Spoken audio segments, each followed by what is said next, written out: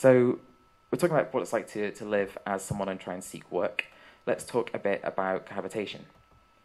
And again, this is a great example of a policy that totally makes sense.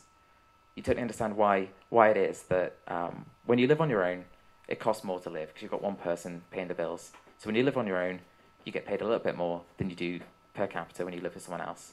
Because that's economies of scale, both of you are splitting the heating, things like that. So you go, it's more like an extra payment if you've got extra costs. Totally makes sense. But it's actually, again, really counterproductive because you're asking individuals to take a financial hit to live together.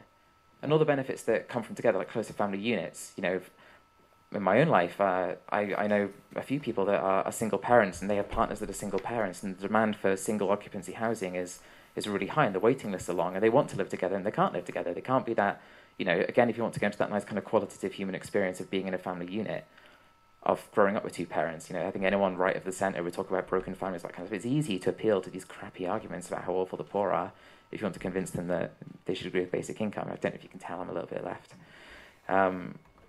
So let's make payment non-withdrawable, unconditional, not means tested, and then let people live the lives they want to live together, to free up more properties for more people to live in, to provide a better quality of life for children, to reduce the cost of childcare, because if one person can babysit, the other person can go out to work.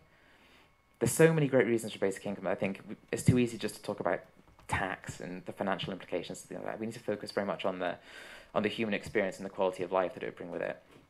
Because when we're able to go to education, we're able to live with our partners, we're able to spend our time participating in the community, coming to events like this because we're not racked by anxiety, racked and trapped in our houses, no disposable income, and you look at the bus ticket and you go, I actually can't afford the bus, I'll stay in. You look at the value that, you know, look at the value that people provide when they're able to interact with other people and support them and have community events and come to things like this. There's like street parties and things that happen in my neighborhood that you need free time and you need that kind of emotional resilience to bring about.